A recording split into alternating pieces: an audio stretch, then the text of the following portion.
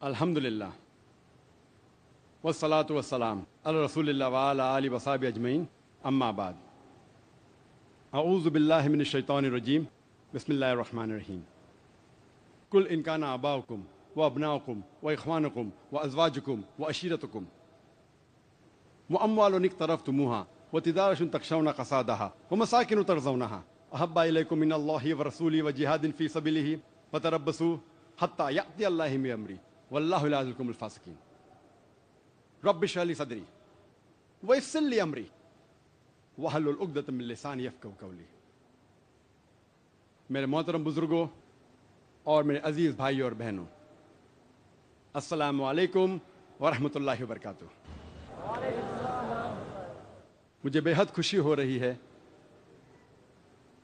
کہ الحمدللہ 3 سال بعد میں پھر سے پونا میں موجود ہوں اردو تقریر دینے کے سلسلے میں، اور میں اس کے لیے اللہ سبحانہ تعالیٰ کے بعد جناب پی نامدار صاحب کا آبھاری ہوں اور میں شکریہ کرتا ہوں، اور الحمدللہ میں اس کیمپس کے لیے دعا کرتا ہوں کہ اللہ سبحانہ و تعالیٰ اس کیمپس کو نہ ہی صرف پونا میں بلکہ سارے ہندوستان میں انشاءاللہ ایک مثال بن کے رہ جائے۔ جیسے آپ جانتے ہیں کہ میں اکثر تقریر صرف انگریزی میں کرتا ہوں، چند مواقع پہ جب آرگنائزر اصرار کرتے ہیں تو میں کوشش کرتا ہوں کہ کچھ بات میں اردو میں کہوں، کیونکہ میری تعلیم انگریزی میں ہوئی ہے۔ ممکن ہے کہ اس تقریر میں جو میں اردو میں کرنے جا رہا ہوں کافی غلطیاں ہوں گی، تو اسی لیے میں تقریر کے پہلے آپ سب لوگ سے معذرت چاہتا ہوں۔ آج کی تقریر کا موضوع ہے دعویٰ یا ہلاکت۔ دعویٰ کی کیا معنی ہے؟ جو لوگ اردو اور ہندی جانتے ہیں وہ دعوت کی معنی جانتے ہیں، اور جب بھی یہ لفظ دعوت جب ہم سنتے ہیں فوراً ہمارے دماغ میں مٹن بریانی یا پلاؤ آ جاتا ہے۔ جب بھی دعوت کا لفظ سنتے ہیں مٹن بریانی، چکن بریانی یا پلاؤ ہمارے ذہن میں آتا ہے۔ دعوت کے معنی مٹن بریانی یا چکن بریانی نہیں ہے، دعوت کی معنی ہے بلانا۔ It means an invitation. اور آج ہم کھانے کی دعوت کے بارے میں نہیں ذکر کرنے والے، ہم ذکر کرنے والے ہیں دعوت الاسلام کے بارے میں۔ اور جب بھی کسی کو دعوت دی جاتی ہے وہ انسان غیر ہوتا ہے، اپنے گھر والوں کو دعوت نہیں دی جاتی۔ تو دعوت اسلام کے پس منظر میں اس کے صحیح معنی ہے غیروں کو بلانا، غیر مسلمانوں کو اسلام کی طرف بلانا۔ اور جب ہم کوئی مسلمان سے اسلام کے بارے میں بات کرتے ہیں اس کے معنی ہے اصلاح۔ اصلاح مطلب مرمت کرنا۔ اگر ہم کوئی مسلمان سے اسلام کی بات کرتے ہیں اور کچھ چیز اس انسان کو بتلاتے ہیں اسے کہتے ہیں اصلاح۔ لیکن زبان میں اصلاح اور دعوت جب استعمال کرتے ہیں تو لوگ یکساں کرتے ہیں، لیکن خصوصاً طور پہ یہ لفظ دعوت استعمال ہوتا ہے غیر مسلمانوں کے لیے اور اصلاح استعمال ہوتا ہے مسلمانوں کے لیے۔ اللہ سبحانہ و تعالیٰ فرماتے ہیں قرآن مجید میں سورہ آل عمران میں سورہ نمبر 3 آیت نمبر 110 میں، کنتم خیر امۃ اخرجت للناس، اے مسلمان آپ ساری انسانیت میں سب سے بہترین قوم ہیں۔ اللہ سبحانہ و تعالی ہمیں عزت دے رہا ہے۔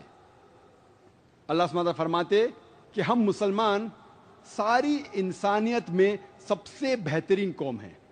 جب بھی کسی کو عزت دی جاتی ہے عزت کے ساتھ ذمہ داریاں ہونا لازم ہے۔ جب بھی کسی کو عزت دی جاتی ہے، جب بھی کسی کو عہدہ دیا جاتا ہے whenever there is honor given, it is always followed up with responsibility. عزت کے ساتھ, عہدے کے ساتھ ذمہ داریاں ہونا لازم ہے. مثال کے طور پہ ایک اسکول میں پرنسپل کا عہدہ ٹیچر سے زیادہ ہے. ایک ٹیچر کا عہدہ, ایک ٹیچر کی عزت کلرک سے زیادہ ہے. ایک اسکول میں پرنسپل کی عزت, پرنسپل کا عہدہ ٹیچر سے زیادہ ہے. ایک ٹیچر کی عزت, ایک ٹیچر کا عہدہ کلرک سے زیادہ ہے. عزت اور عہدے کے ساتھ ذمہ داری لازم ہے. ایک پرنسپل کی ذمہ داری ٹیچر سے زیادہ ہے, ایک ٹیچر کی ذمہ داری کلرک سے زیادہ ہے. جب اللہ سبحانہ و تعالیٰ قرآن مجید میں فرماتے ہیں سورہ آل عمران میں سورہ نمبر 3 آیت نمبر 110 میں, کنتم خیر امۃ اخرجت للناس, اے مسلمانوں آپ ساری انسانیت میں سب سے بہترین امہ ہیں. جب اللہ سبحانہ و تعالیٰ ہمیں عزت دے رہا ہے, ہمیں ایک عہدہ دے رہا ہے, اس کے ساتھ ذمہ داری لازم ہے.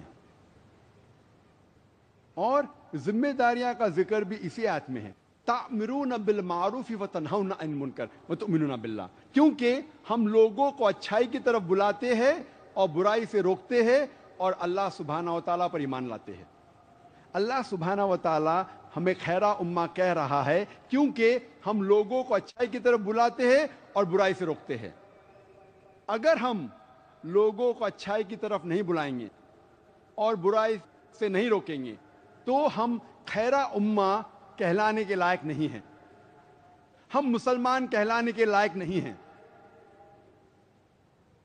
اگر ہم خیرہ امہ ہے, اگر ہم مسلمان ہیں تو ہمارے پہ فرض ہے کہ ہم لوگوں کو اچھائی کی طرف بلائیں اور برائی سے روکیں. اگر ہم لوگوں کو اچھائی کی طرف نہیں بلاتے ہیں اور برائی سے نہیں روکتے ہیں تو ہم مسلمان کہنے کے لائق نہیں ہیں, ہم خیرہ امہ کہنے کے لائق نہیں ہیں. اللہ تعالیٰ فرماتے ہیں سورہ بقرہ میں سورہ نمبر 2 آیت نمبر 143 میں کہ ہم نے مسلمان کو ایک امت وسط بنایا ہے تاکہ ہم لوگوں کو شہادت دے جس طریقے سے ہمارے آخری نبی محمد صلی اللہ علیہ وسلم ہم پہ شہادت دیں گے. اور اس تقریر کے شروعات میں میں نے قرآن مجید کی ایک آیت کا تلاوت کی, سورہ توبہ سورہ نمبر 9 آیت نمبر 24. سورہ توبہ قرآن مجید کی سب سے سخت سورہ ہے. سورہ توبہ قرآن مجید میں سب سے سخت سورہ ہے. کیوں میں کہہ رہا ہوں کہ سورہ توبہ قرآن مجید میں سب سے سخت سورہ ہے؟ کیونکہ یہ ایک واحد سورہ ہے سارے قرآن مجید میں جس کے شروعات میں بسم اللہ الرحمن الرحیم نہیں ہے, اللہ کے نام سے جو مہربان اور بے نیاز ہے. ورنہ ہر سورہ قرآن مجید میں 114 سورے ہیں اور ہر سورے کے شروعات میں ہے بسم اللہ الرحمن الرحیم, اللہ کے نام سے جو مہربان اور رحیم ہے. لیکن سورہ توبہ کے شروعات میں بسم اللہ الرحمن الرحیم نہیں ہے. کیوں؟ مثال کے طور پہ اگر آپ اپنے اہلیہ کے ساتھ یا اپنے والدہ کے ساتھ اگر پونا کی سڑکوں پہ چل رہے ہیں, مشہور سڑک ای اسٹریٹ, اور اگر ایک لفنگا آپ کی اہلیہ یا آپ کے والدہ کی ہینڈ بیگ وہ چھین کے بھاگتا ہے, آپ کیا کریں گے؟ بٹ نیچرل آپ اس کا پیچھا کریں گے. اور جب آپ اس لفنگے کو پکڑیں گے تو آپ نے کہیں گے السلام علیکم ورحمۃ اللہ وبرکاتہ, آپ نے کہیں گے بسم اللہ الرحمن الرحیم, آپ کہیں گے اے بھائی صاحب ہینڈ بیگ کو واپس دو نہیں تو گردن توڑ دوں گا, اے بھائی صاحب ہینڈ بیگ کو واپس دو نہیں تو ٹانگ توڑ دوں گا. آپ موضوع پہ فوراً آئیں گے, آپ نہیں کہیں گے بسم اللہ الرحمن الرحیم السلام علیکم, آپ موضوع پہ فوراً آئیں گے. اسی لیے کچھ مفسرین کہتے ہیں کہ سورہ توبہ میں اللہ سبحانہ و تعالی پہلے چند آیت میں ذکر ہوتا ہے کہ ایک معاہدہ تھا مسلمان اور مشرک مکہ کے بیچ, اور یہ معاہدہ ایک طرفہ مشرکوں نے توڑ دیا تھا. جب اللہ سبحانہ و تعالی वर्ष नंबर 5 पे आते हैं, अल्लाह ताला कहते मैं आपको 4 महीने की मोहलत देता हूं वरना ऐलान जंग। और जब अल्लाह सुब्हाना व ताला मुश्रिकों को तंबी देते हैं तो अल्लाह सुब्हाना व ताला मौजू पे फौरन आ जाते। इसीलिए कुछ मुफस्सिरीन कहते हैं कि इस सूरह के पहले बिस्मिल्लाह रहमान नहीं है। अल्लाह ताला फरमाते कि 4 महीने का वक्त मोहलत वरना ऐलान जंग। और जब अल्लाह सुब्हाना व ताला आयत नंबर 24 का जिक्र करते हैं जिसकी मैंने तिलावत की थी इस तकरीर के पहले, सूरह तौबा सूरह नंबर 9 आयत नंबर 24, अल्लाह सुब्हाना व ताला अब हम मुसलमान से मुखातिब है और अल्लाह ताला फरमाते कुल इन काना आबाकुम, कहो चाहे वो आपके वालिद हो, वह अबनाकुम या आपके बेटे हो, वह इख्वानुकुम या आपके भाई हो, वह अज़वाजुकुम या आपकी बीवियां हो, वह अशीरतकुम या आपके रिश्तेदार हो। अल्लाह सुब्हानहू फरमाते आप किससे मोहब्बत करते हैं, चाहे वो आपके वालिद हो, आपके बेटे हो, आपके भाई हो, आपकी बीवियां हो, आपके रिश्तेदार हो।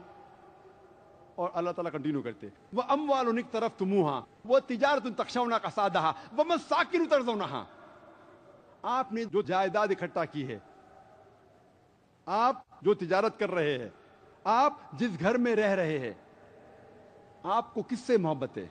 और 8 चीज का जिक्र है इस आयत में, आपके वालिद, आपके बेटे, आपके भाइयों, आपकी बीवियां, आपके रिश्तेदार, आपने जो माल इकट्ठा की है और आपकी तिजारत या जिस घर में आप रह रहे हैं। अल्लाह ताला फरमाते अहब्बा इलैकुम, कि आप अगर इनसे मोहब्बत करते हैं, अहब्बा इलैकुम मिनल्लाहि व रसूलिही व जिहादिन फी सबीलिही, अगर आप इन 8 चीजों से ज्यादा मोहब्बत करते हैं, अल्लाह से ज्यादा, अल्लाह के रसूल से ज्यादा और अल्लाह की राह में जिहाद करने से ज्यादा, अगर आप इन 8 चीजों से ज्यादा मोहब्बत करते हैं, अल्लाह से ज्यादा, अल्लाह के रसूल से ज्यादा, अल्लाह के राह में जिद्दोजहद करने से ज्यादा, तो अल्लाह ताला फरमाते फतरब्बसू, आप ठहरो, हत्ता याति अल्लाह भी अमरी वल्लाहु ला युहिब्बुल फासिकीन, आप ठहरो और अल्लाह सुब्हाना व ताला आपके ऊपर डिस्ट्रक्शन लाएंगे, अल्लाह सुब्हाना व ताला आपको हलाक करेंगे, वल्लाहु ला युहिब्बुल फासिकीन, और अल्लाह सुब्हाना व ताला फासिक लोग को सीधी राह नहीं दिखाता। अल्लाह ताला फरमाते अगर आपको इन 8 चीजों से ज्यादा मोहब्बत है, अल्लाह से ज्यादा, अल्लाह के रसूल से ज्यादा, अल्लाह की राह में जिहाद करने से ज्यादा, तो ठहरो, अल्लाह सुब्हाना व ताला आप पे तबाही लाएंगे, अल्लाह सुब्हाना व ताला आपको हलाक करेंगे, वल्लाहु ला युहिब्बुल फासिकीन, और अल्लाह सुब्हाना व ताला फासिक लोग को सीधी राह नहीं दिखाता। अल्लाह ताला फरमाते सूरह मोहम्मद में सूरह नंबर 47 आयत नंबर 38 में वइन ततवल्लौ यस्तब्दिल कौमन गैरकुम सुम्मा ला यकुन अमसालकुम, अगर आप अल्लाह की बात नहीं मानेंगे, अल्लाह सुब्हाना व ताला आपकी जगह एक दूसरी कौम ले आएंगे, यस्तब्दिल कौमन गैरकुम सुम्मा ला यकुन अमसालकुम, और वो आपके जैसे नहीं रहेंगे। अगर आप अल्लाह सुब्हाना व ताला का कहना नहीं मानेंगे, अल्लाह सुब्हाना व ताला के पैगाम पे अमल नहीं करेंगे, तो अल्लाह सुब्हाना व ताला आपकी जगह एक दूसरी कौम को ले आएंगे और वो आपके जैसा नहीं रहेंगे। और ये तारीख इसकी गवाह है, जब भी कोई कौम अल्लाह सुब्हाना व ताला की बात नहीं मानती, अल्लाह सुब्हाना व ताला उसके बदले एक दूसरी कौम को खड़ा करता है। और इसकी मिसाल सूरह जुमा में भी है। अल्लाह सुब्हाना व ताला ने अपने पैगाम के लिए पहले यहूद को चुना था, और अल्लाह ताला फरमाते हैं सूरह जुमा में सूरह नंबर 62 आयत नंबर 5 में कि यहूदी को अल्लाह सुब्हाना व ताला ने पैगाम दिया था, लेकिन उनकी मिसाल है गधे की तरह। गधे के पीठ पे किताब ला दी जाती है लेकिन उनको कुछ फर्क नहीं पड़ता। और हम देखते हैं जब यहूदी अल्लाह सुब्हाना व ताला की बात नहीं मानते تو اللہ سبحانہ و تعالیٰ ایک دوسری قوم کو لے کے آتا ہے، عربوں کو، اور یہودی عربوں کو نیچا دیکھتے تھے. تو جو انسان کو آپ نیچے دیکھتے ہیں وہی انسان کو اللہ سبحانہ و تعالیٰ اوپر لے کے آتا ہے اور آپ کے سر پہ بٹھاتا ہے، اور اپنے قرآن مجید کے ذریعے، اپنے پیغام کے ذریعے قرآن مجید کو نازل کرتا عربوں پہ. اور یہ قوم الحمدللہ they become the torch bearer, یہ قوم اوپر آتی ہے. لیکن آج اگر ہم مسلمان اللہ سبحانہ و تعالیٰ کے احکامات پر عمل نہیں کریں گے تو اللہ تعالیٰ فرماتے یستبدل قوما غیرکم ثم لا یکونوا امثالکم. اگر آپ اللہ کی بات نہیں مانیں گے، اللہ سبحانہ و تعالیٰ آپ کی جگہ ایک دوسری قوم کو لے کے آئیں گے اور وہ آپ کی طرح نہیں ہوں گی. جب ہم مسلمان سے پوچھتے ہیں، اور میں آپ سے ہی پوچھنا چاہتا ہوں کہ آپ اس سارے کائنات میں سب سے زیادہ محبت کس سے کرتے ہیں؟ میں آپ سے پوچھنا چاہتا ہوں کہ سارے کائنات میں آپ سب سے زیادہ محبت کس سے کرتے؟ کس سے کرتے؟ اللہ سے. ماشاءاللہ، آسان سوال، جواب بھی آسان. اگر آپ کوئی بھی مسلمان سے پوچھیں گے اس سارے کائنات میں آپ سب سے زیادہ محبت کس سے کریں گے تو جواب ہے اللہ سبحانہ و تعالیٰ، یکساں جواب. میں آپ سے پوچھنا چاہتا ہوں کہ اگر آپ ایک صبح کو اپنے گھر سے نکلتے ہیں اپنے کام پہ، اور آپ کا پڑوسی آپ کی والدہ سے بری بات کرتا ہے، آپ کی والدہ کو گالیاں دیتا ہے، آپ جب شام کو واپس آئیں گے اور آپ کو پتہ لگتا ہے کہ آپ کا پڑوسی آپ کی والدہ کو بہت گالیاں دی بنا وجہ، آپ کو جب پتہ چلے گا کہ آپ کا پڑوسی آپ کی والدہ کو گالی دیا، آپ کیا کریں گے؟ کیا کریں گے آپ؟ اگر کوئی بنا وجہ آپ کی والدہ کو گالی دیتا آپ کیا کریں گے؟ لوگ کہہ رہے ہیں ماریں گے، کوئی کہتا میں تنگڑی توڑوں گا، کوئی کہے گا میں جان لے لوں گا. اگر بنا وجہ کوئی انسان آپ کی والدہ کو گالیاں دیتا ہے تو کیا کریں گے؟ کوئی کہتا میں ماروں گا اسے، کوئی کہتا تنگڑی توڑوں گا. کیوں؟ کیونکہ ہم اپنی والدہ سے محبت کرتے ہیں. کرتے ہیں کہ نہیں؟ ہاں کہ نہیں؟ ماشاءاللہ، بے شک ہم اپنی والدہ سے محبت کرتے، بے شک. اور یہ بات صحیح ہے، اگر کوئی میری والدہ کو گالیاں دیتا ہے بنا وجہ، ہم دیکھیں گے کہ اس شخص کو ہم سبق سکھائیں گے. اگر ہم خود بدلہ نہیں لے سکتے ہم دوسرے کو لے کے آئیں گے بھاڑے پہ، لیکن اس کو سبق سکھائیں گے. سکھائیں گے کہ نہیں؟ ہاں کہ نہیں؟ بے شک. کیوں؟ کیونکہ ہم اپنی والدہ سے محبت کرتے ہیں. کوئی بھی انسان اگر اس کی والدہ کو کوئی گالی دیتا ہے تو وہ اس انسان کو سبق سکھائیں گا. اللہ سبحانہ تعالیٰ فرماتے ہیں قرآن مجید میں سورہ مریم میں، سورہ نمبر 19 ورس نمبر 88 to 92، اللہ تعالیٰ فرماتے وَقَالُوا اتَّخَذَ الرَّحْمَنُ وَلَدًا. وہ لوگ کہہ رہے ہیں، نصارہ لوگ، کہ اللہ سبحانہ و تعالیٰ نے بیٹا جنا. وَقَالُوا اتَّخَذَ الرَّحْمَنُ وَلَدًا لَقَدْ جِئْتُمْ شَيْئًا إِدًّا.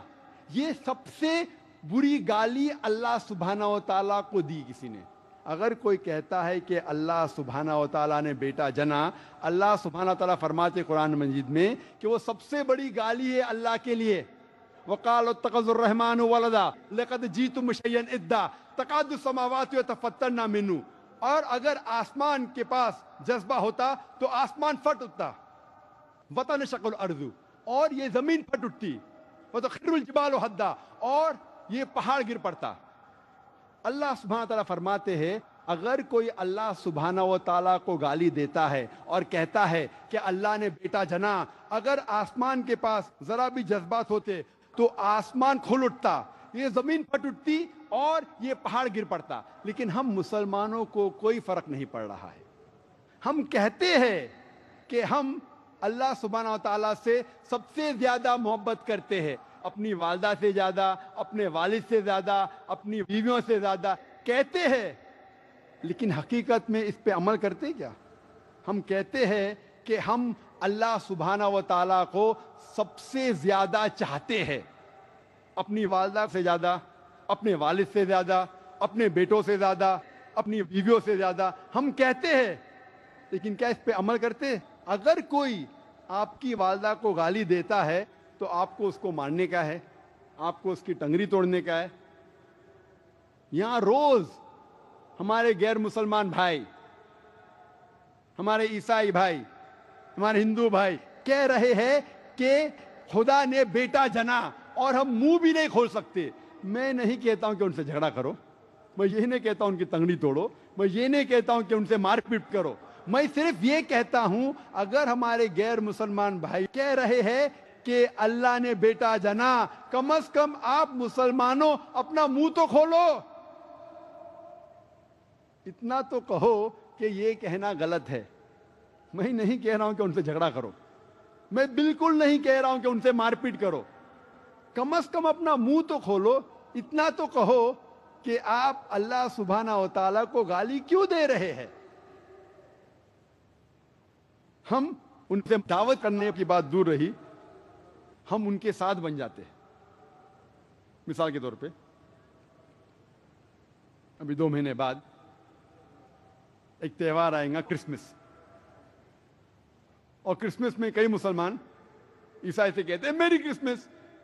جب آپ میری کرسمس کہہ رہے ہیں, آپ نعوذ باللہ شہادت دے رہے ہیں کہ اللہ سبحانہ و تعالیٰ نے 25 دسمبر کو بیٹا جنا, کیونکہ عیسائی ایک کرسمس بناتے ہیں 25 دسمبر اور کہتے ہیں کہ اللہ سبحانہ و تعالیٰ نے نعوذ باللہ ایک بیٹا جنا عیسیٰ علیہ السلام 25 دسمبر کو.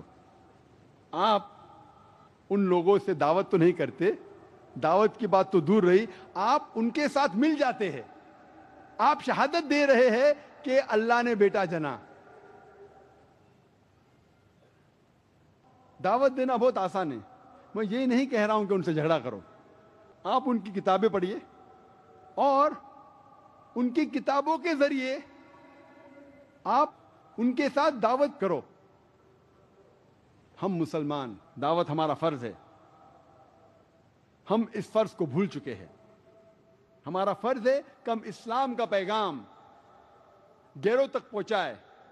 آج کی جو حالات ہے, غیر مسلمان جو اسلام کے خلاف بات کر رہے ہیں, کافی حد تک اس کے ذمہ دار ہم بھی ہیں, کیونکہ ہم اللہ سبحانہ و تعالیٰ کا پیغام, اسلام کا پیغام, قرآن مجید کا پیغام غیروں تک نہیں پہنچاتے ہیں. اللہ تعالیٰ فرماتے ہیں قرآن مجید میں, سورہ بقرہ میں, سورہ نمبر 2 آیت نمبر 111 میں, وَقَالُوا لَن يَدْخُلُوا الْجَنَّةَ إِلَّا مَنْ كَانَ هُودًا أَوْ نَصَارَىٰ. وہ لوگ کہہ رہے ہیں, یہود اور نصارہ, کہ آپ مسلمان آپ جنت میں کبھی بھی نہیں جائیں گے, چاہے آپ کتنے بھی اچھے اعمال کرو, چاہے آپ نماز پڑھو, چاہے روزہ رکھو, چاہے زکوٰۃ دو, چاہے آپ کے ماتھے پہ نماز کا داغ ہو, آپ لوگ کبھی بھی جنت میں نہیں جائیں گے جب تک آپ یہود یا نصارہ نہ بنیں. اللہ تعالیٰ فرماتے تلک امانیہم, یہ ان کی بکواس ہے, وین ڈیزائرز. کل کہو ہاتھ برہانکم, آپ اپنا برہان پیش کرو, ان کو تم صادقین, اگر آپ سچے ہیں. اور اگر اللہ تعالیٰ فرماتے ہیں کہ اگر کوئی بھی ڈینگیں مارتا ہے, بڑی بڑی باتیں کہتا ہے, تو ان سے کہو قل ہاتھ برہانکم ان کو تم صادقین, آپ اپنا ثبوت پیش کرو اگر آپ سچے ہو. اور یہ عیسائی اپنا ثبوت, اپنا برہان بائبل کو پیش کرتے ہیں اور کہتے ہیں my Bible says this, my Bible says that, my Bible says this, my Bible says that. میری بائبل یہ چیز کہتی ہے, میری بائبل یہ چیز کہتی ہے, میری بائبل یہ کہتی ہے, میری بائبل وہ کہتی ہے. ہمیں کیا کرنا چاہیے؟ کیا بائبل کو پوری چاٹ لینا چاہیے؟ اگر کوئی بھی اپنا برہان پیش کرتا ہے تو ہمیں اس برہان کی تحقیق کرنا چاہیے. اگر کوئی شناختی کارڈ آپ کو دکھاتا ہے، کوئی آئیڈینٹی کارڈ دکھاتا ہے، تو we have to verify the identity card. ہمیں دیکھنا چاہیے کہ شناختی کارڈ صحیح ہے کہ نہیں. ان کا جو برہان ہے، تحقیق کرنے کی دور کی بات ہے، یہ عیسائی لوگ مسلمانوں کے دروازے کو کھٹکھٹاتے ہیں اور ہمارا قرآن ہمارے خلاف استعمال کرتے ہیں. ساری دنیا میں، ہندوستان میں بھی اور خصوصاً پونا میں کئی کرسچن ادارے ہیں، کئی کرسچن مشنری ہے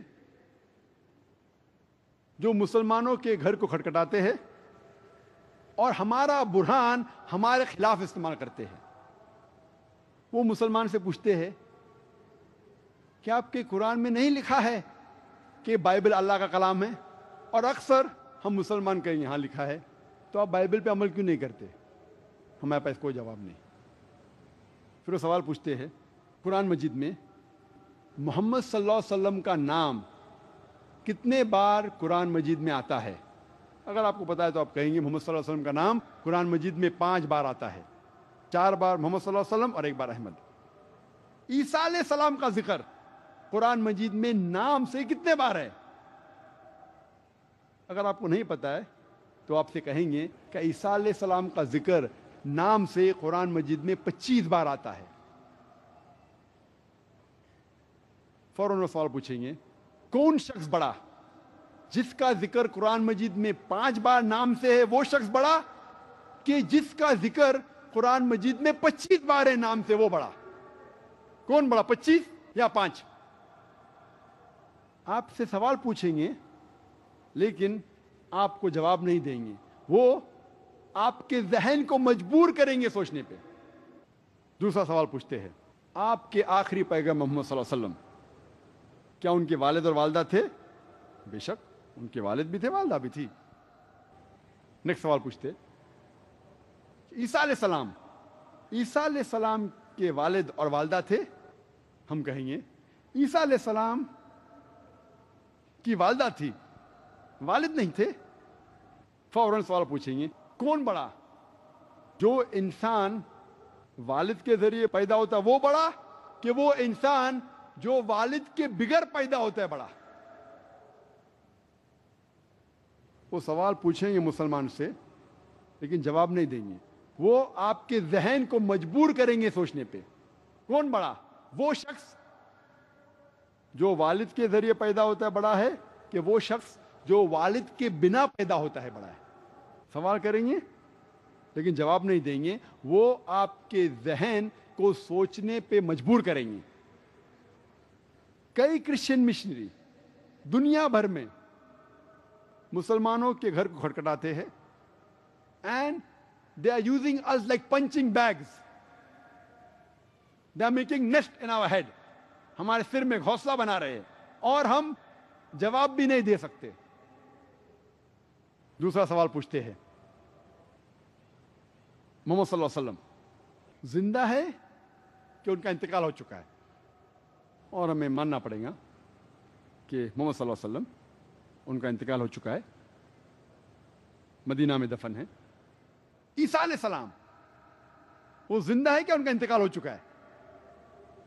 اور اسلام میں صاف طور پہ لکھا ہے کہ اللہ سبحانہ و تعالیٰ نے عیسیٰ علیہ السلام کو زندہ اٹھایا ہے. تو کون بڑا؟ وہ پیغمبر جو زندہ ہے بڑا ہے کہ وہ پیغمبر جو مر چکا ہے بڑا ہے؟ آپ سے سوال کرتے ہیں لیکن سوال کا جواب نہیں دیتے. آپ کے ذہن کو مجبور کرتے سوچنے پہ.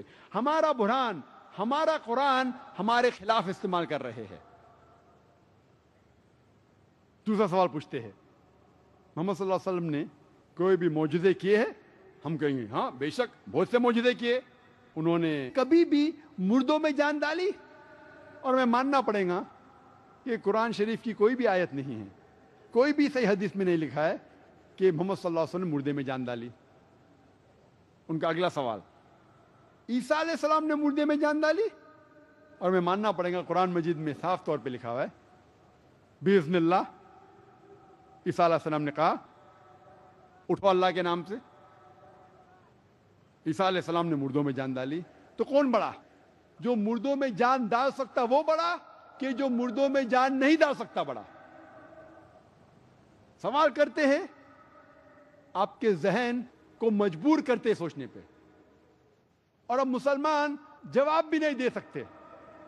یہ سارے سوالات کے جوابات اگر آپ قرآن مجید کو ترجمے کے ساتھ پڑھیں گے، یہ سارے سوالات کے جوابات ہیں۔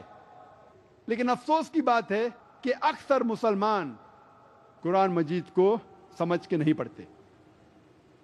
اگر ہم سمجھ کے پڑھیں گے، ان سارے سوالات کے جوابات دیے گئے ہیں۔ اللہ تعالیٰ فرماتے سورہ بقرہ میں، سورہ نمبر 2 آیت نمبر 120 میں، وَلَن تَرْضَىٰ عَنْكَ الْيَهُودُ وَلَا النَّصَارَىٰ حَتَّىٰ تَتَّبِعَ مِلَّتَهُمْ، کہ یہ لوگ یہود و نصارہ خوش نہیں ہوں گے تب تک جب تک آپ یہود نصارہ نہ بنیں۔ اور غیر مسلمانوں میں دعوت دینا بہت آسان ہے۔ اللہ تعالیٰ فرماتے سورہ ال عمران میں، سورہ نمبر 3 آیت نمبر 64 میں، کل یا اہل کتاب، کہو اہل کتاب سے، تعالوا الی کلمۃ سواء بین بینکم، آؤ ہم اس بات کی طرف جو آپ اور ہم میں یکساں ہے۔ سب سے پہلی بات، اللہ نعبد الا اللہ، کہ ہم صرف ایک خدا، ایک اللہ سبحانہ و تعالیٰ کی عبادت کرے۔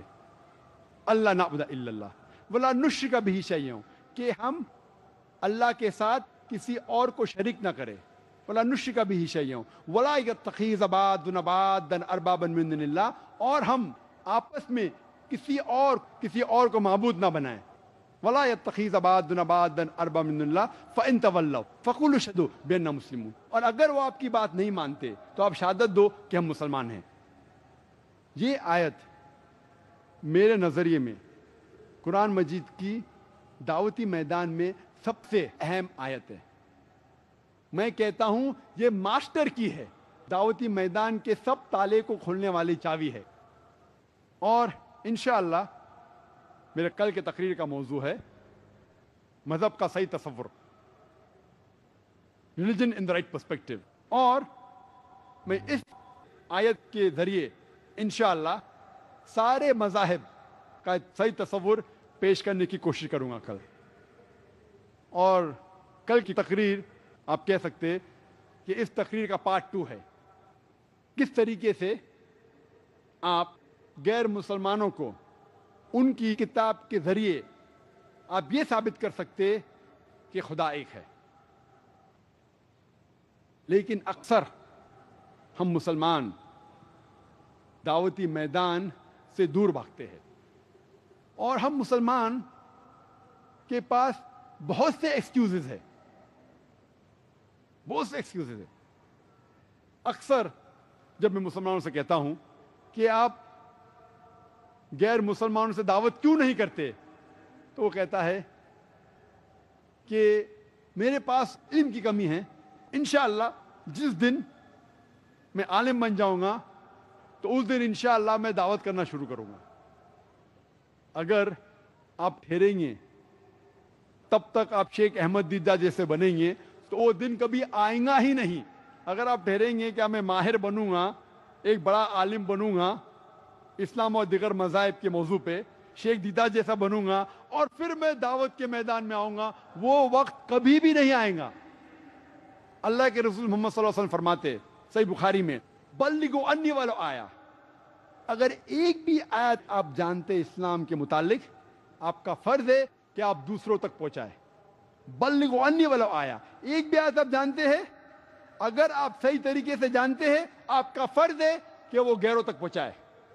اور ہر مسلمان کم از کم یہ تو مانتا ہے کہ خدا ایک ہے، وہ تو کم از کم کہو۔ غیر مسلمانوں سے کم از کم یہ تو کہو کہ خدا ایک ہے۔ ہر مسلمان مانتا ہے کہ محمد صلی اللہ علیہ وسلم اللہ کے آخری نبی ہے، کم از کم وہ تو کہو۔ آپ اس کو مطمئن کریں گے کہ نہیں، وہ دوسری بات ہے۔ اگر آپ کہیں گے خدا ایک ہے، وہ آپ سے کہیں گا کہ ثبوت دو۔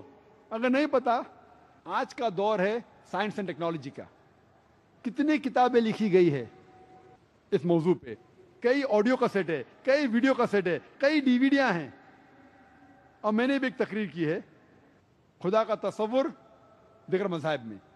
اگر آپ اس کو پڑھیں گے اور اس کا حوالہ دیں گے غیر مسلمان کو، انشاءاللہ اسے ماننا ہی پڑے گا کہ خدا ایک ہے۔ آپ جب گھر پہ آ کے ہوم ورک کریں گے، آپ ایک سوال کے جواب کے ماہر ہے، پھر کہو کہ آپ محمد صلی اللہ علیہ وسلم میں کیوں نہیں مانتے، تو وہ کہیں گا کیوں ماننا چاہیے مجھے؟ آپ کو جواب نہیں پتا، گھر پہ آ کے ہوم ورک کیجیے۔ میں نے ایک تقریر کی ہے، محمد صلی اللہ علیہ وسلم کا ذکر دیگر مذاہب کی کتابوں میں، اور ثابت کیا ہے ہندو مذہب کی کتاب میں، عیسائی مذہب کی کتاب میں، یہود مذہب کی کتاب میں، پارسی مذہب کی کتاب میں، بدھ مذہب کی کتاب میں، اکثر مذہب کی کتابوں میں محمد صلی اللہ علیہ وسلم کا ذکر ہے، محمد صلی اللہ علیہ وسلم کی پیشن گوئی ہے۔ آپ پڑھو کتاب کو، تقریر کو دیکھو، اور آپ غیر مسلمان سے دعوت کر سکتے ہیں، آسان ہے۔ پھر کہو کہ آپ صلاح کیوں نہیں پڑھتے، وہ پوچھیں گا کیوں مجھے پڑھنا چاہیے، نہیں جواب پتا، آ کے ہوم ورک کیجیے۔ میں نے تقریر کی ہے صلاح دا پروگرامنگ ٹوورڈ رائچسنس۔ اس طریقے سے آپ جب شروع کریں گے، انشاءاللہ آپ کو اور علم حاصل ہوگا اور آپ سوال کے جواب دے سکیں گے۔ اللہ کے رسول فرماتے بلغوا انی ولو آیا، propagate even if you know one verse۔ اگر ایک بھی آیت آپ جانتے ہیں اسلام کے متعلق، آپ کا فرض ہے کہ وہ غیروں تک پہنچائے۔ کئی مسلمان مجھ سے کہتے ہیں کہ ذاکر، بہت سے مسلمان صحیح راستے پہ نہیں ہیں، ہم پہلے مسلمان کو پکا مسلمان بنائیں گے اور اس کے بعد ہم غیر مسلمانوں کو دعوت دیں گے۔ یہ اچھی بات ہے، الحمدللہ مسلمانوں کے ساتھ اصلاح کرنا اچھی بات ہے، لیکن اگر کوئی شخص یہ کہتا ہے کہ میں مسلمان کو پکا مسلمان پہلے بناؤں گا اور اس کے بعد دعوت کروں گا، یہ وقت کبھی بھی نہیں آئے گا، کیونکہ اللہ کے رسول محمد صلی اللہ علیہ وسلم خود اپنے رشتہ داروں کو مسلمان نہیں بنا سکے، تو آپ کیسے کر پائیں گے؟ خود ان کے چچا اسلام نہیں قبول کرے۔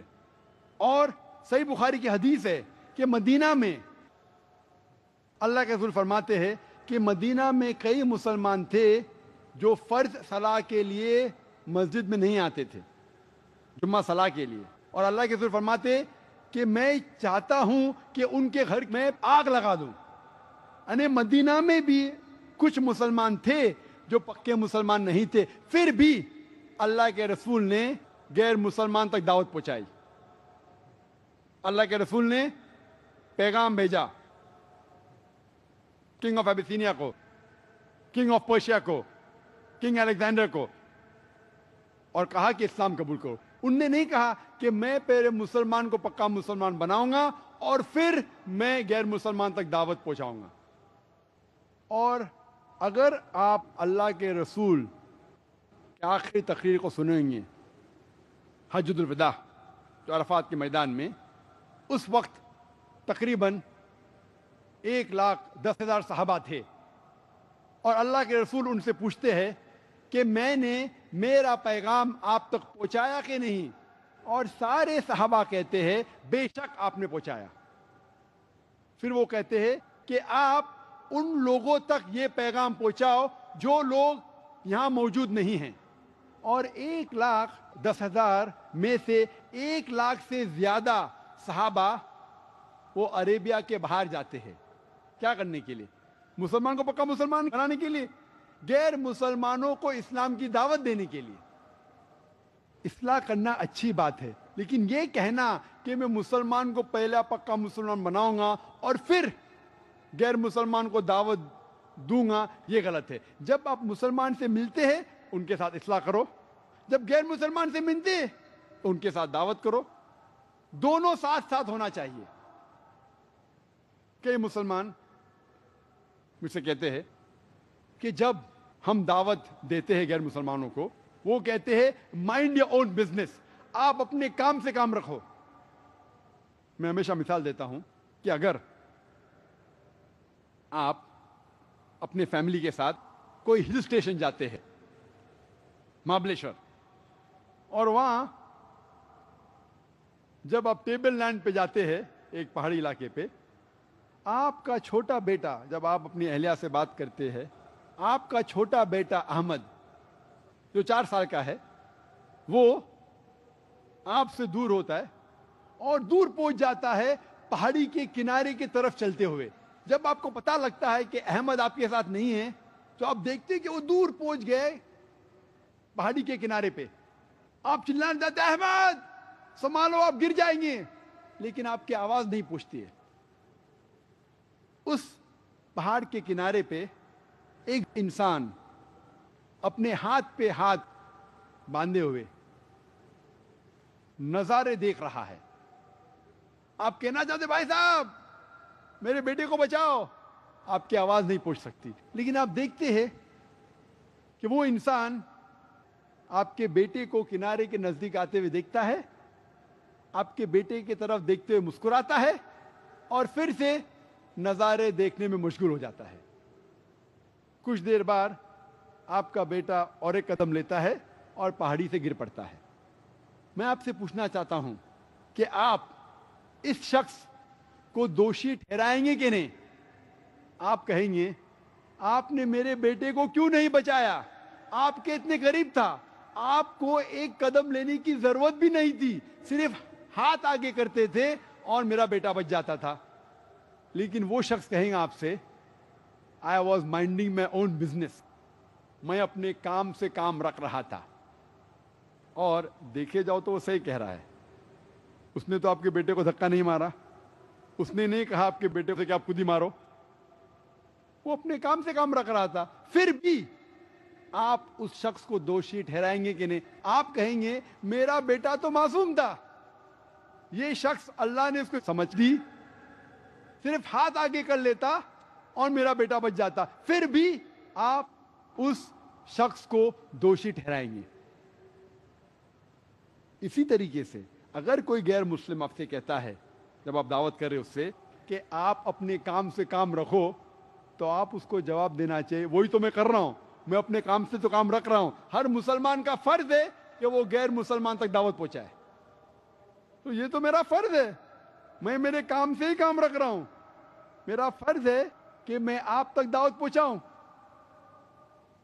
اور اگر آپ دعوت نہیں پہنچائیں گے، آخرت کے دن پہ یہ غیر مسلم یا آپ کا غریبان پکڑیں گے، کہیں گے کہ اللہ نے ان کو تو ہدایت دی، ان نے لیکن ہم تک دعوت نہیں پہنچائی. اس وقت آپ کیا جواب دیں گے؟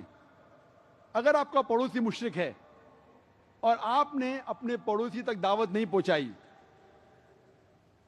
اور اس کا انتقال ہو جائے گا، آخرت میں اللہ ان سے پوچھے گا کہ آپ نے اسلام کیوں نہیں قبول کرا، تو ان کو بھیجیں گے جہنم میں. آپ سے پوچھیں گے کہ آپ نے اپنے پڑوسی کو دعوت دی کہ نہیں، اور اگر آپ کہیں گے نہیں تو آپ بھی اس کو فالو کریں گے. ہر مسلمان کا فرض ہے کہ وہ غیر مسلمان تک اسلام کی دعوت پہنچائے. اور اللہ تعالیٰ فرماتے ہیں سورہ العصر میں، سورہ نمبر 103 آیت نمبر 1 سے 3، والعصر ان الانسان لفی خسر الا الذین آمنوا وعملوا الصالحات وتواصوا بالحق وتواصوا بالصبر. اللہ تعالیٰ قسم کھا رہے ہیں وقت کی، والعصر، عصر کی قسم کھاتے ہیں کہ آدمی خسارے میں ہیں. والعصر ان الانسان لفی خسر الا الذین آمنوا، صرف وہ لوگ خسارے میں نہیں ہیں جو لوگ 4 چیز پہ عمل کرتے. والعصر ان الانسان لفی خسر الا الذین آمنوا، جس کے پاس ایمان ہے، وعمل الصالحات، جو اچھے اعمال کرتا ہے، وتواصوا بالحق وتواصوا بالصبر، اور جو لوگ حق کی طرف بلاتے ہیں، دعوت دیتے ہیں، اور جو لوگوں کو صبر کی طرف بلاتے ہیں. اگر کوئی بھی انسان کو جنت جانا ہے، اس کو نجات پانے کے لیے 4 چیزیں ضروری ہے: ایمان، عمل صالحات، وتواصوا بالحق، دعوت دینا، اور وتواصوا بالصبر، لوگوں کو صبر کی طرف بلانا. اگر ان 4 چیزوں میں سے ایک بھی چیز مسنگ ہے، ایک بھی چیز کے اوپر عمل آپ نہیں کریں گے، تو عام طور پہ سورہ العصر کے حساب سے آپ جنت میں نہیں جائیں گے. صرف دعوت دینا کافی نہیں، آپ کے پاس ایمان ہونا چاہیے، عمل صالحات ہونا چاہیے, دعوت بھی دینا چاہیے اور لوگوں کو صبر کی طرف بلانا چاہیے. اگر آپ نماز پڑھتے ہیں, زکوٰۃ دیتے ہیں, حج پہ گئے ہیں, لیکن دعوت نہیں کریں گے تو آپ جنت میں نہیں جائیں گے. چاروں چیز ضروری ہے, ایمان, عمل صالحات, دعوت دینا اور لوگوں کو صبر کی طرف بلانا. عام طور پہ اگر ان چاروں میں سے ایک بھی چیز پہ آپ عمل نہیں کریں گے تو آپ جنت میں نہیں جائیں گے. اگر اللہ تعالیٰ آپ کو معاف کرنا چاہتا ہے اور پھر جنت میں ڈالنا چاہتا ہے تو اللہ سبحانہ و تعالیٰ کے اختیار میں ہے. کیونکہ اللہ تعالیٰ فرماتے ہیں سورہ نساء میں, سورہ نمبر 4 آیت نمبر 48 میں, اور سورہ نساء سورہ نمبر 4 آیت نمبر 116 میں, کہ اللہ سبحانہ و تعالیٰ اگر چاہے تو کوئی بھی گناہ کو معاف کر سکتا ہے, لیکن شرک کو کبھی نہیں معاف کرے گا. کیونکہ جس انسان نے شرک کیا اس نے سب سے بڑا گناہ کیا. تو اگر اللہ چاہے, آپ کو معاف کرنا چاہتا ہے اور پھر جنت میں ڈالنا چاہتا ہے تو اللہ کے اختیار میں. لیکن سورہ العصر کے حساب سے اگر آپ نے ان چاروں چیزوں میں سے ایک بھی چیز پہ عمل نہیں کیا تو آپ جنت میں نہیں جائیں گے. اللہ تعالیٰ فرماتے سورہ نحل میں سورہ نمبر 16 آیت نمبر 125 میں, ادعو الی سبیل ربک بالحکمہ والموعظۃ الحسنہ وجادل بالتی احسن. آپ لوگوں کو اللہ کی طرف بلاؤ, ادعو الی سبیل ربک بالحکمہ, حکمت کے ساتھ اور حسنت کے ساتھ, اور لوگوں کے ساتھ اچھے طریقے سے آپ بات کیجیے. اور اللہ تعالیٰ فرماتے سورہ عمران میں سورہ نمبر 3 آیت نمبر 104 میں کہ آپ لوگوں میں سے, آپ کی امت میں سے ایک ایسا گروہ پیدا ہونا چاہیے جو فل ٹائم دائی ہے, جو لوگوں کو اچھائی کی طرف بلاتا ہے اور برائی سے روکتا ہے, اور یہ لوگ ہیں جو جنت میں اچھا مقام پائیں گے. یہاں اللہ سبحانہ و تعالیٰ ذکر کر رہے جس طریقے سے ہمارے پاس فل ٹائم ڈاکٹرز ہے, فل ٹائم انجینئرز ہے, فل ٹائم لائرز ہے, فل ٹائم ایڈوکیٹس ہے, کتنے فل ٹائم دائز ہیں ہمارے پاس, کتنے دعات ہے, کتنے لوگ اپنی ساری زندگی وقف کیے ہیں اللہ کے راہ میں, اللہ کا پیغام پہنچانے کے لیے. تو اس آیت میں ذکر ہو رہا ہے فل ٹائم دائز کا. پارٹ ٹائم دائی بننا ہر مسلمان کا فرض ہے. پارٹ ٹائم دائی مطلب آپ کو غیر مسلمان کو دعوت دینا فرض ہے, تھوڑا بہت دعوت دینا فرض ہے, لیکن یہاں ذکر ہو رہا ہے فل ٹائم دائز کا. اور اللہ تعالیٰ فرماتے یہ فل ٹائم دائز جنت میں ایک اونچا مقام پائیں گے. میں تقریر کو ختم کرنا چاہتا ہوں, اس کے پہلے چند قرآن کی آیت پیش کروں گا کہ اللہ تعالیٰ فرماتے ہیں قرآن مجید میں 3 جگہ, سورہ صف میں سورہ نمبر 61 آیت نمبر 9 میں, سورہ توبہ سورہ نمبر 9 آیت نمبر 33 میں, اور سورہ فتح میں سورہ نمبر 48 ورس نمبر 28 میں, هو الذی ارسل رسولہ بالہدی والدین الحق لیظہرہ علی الدین کلہ, کہ اللہ سبحانہ و تعالیٰ نے اپنے آخری پیغمبر محمد صلی اللہ علیہ وسلم کو بھیجا دین الحق کے ساتھ, تاکہ وہ سارے دینوں, سارے مذاہب پہ غالب ہو.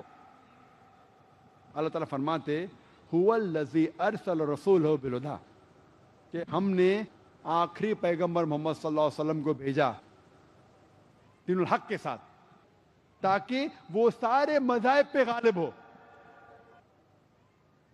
Islam is destined to supersede them all the isms, whether it be Christianism, Hinduism, Judaism, Buddhism, secularism, atheism. Islam is destined to supersede all. یہ اللہ تعالیٰ کا وعدہ ہے کہ اللہ تعالیٰ دین الحق, دین الاسلام کو سارے دوسرے مذاہب پہ غالب کریں گے, چاہے وہ ہندوازم ہو, کرسچینزم ہو, بدھزم ہو, جوڈائزم ہو, سیکولرزم ہو, ایتھیزم ہو, کمیونزم ہو, سارے مذاہب پہ غالب ہوں گا. اور اللہ تعالیٰ فرماتے وَلَوْ كَرِهَ الْمُشْرِكُونَ, کتنا بھی مشرک نہیں چاہیں گے تو. 2 جگہ, اور یہ جگہ اللہ تعالیٰ کہتے وَكَفَى بِاللَّهِ شَهِيدًا, اور کافی ہے اللہ شہادت کے لیے.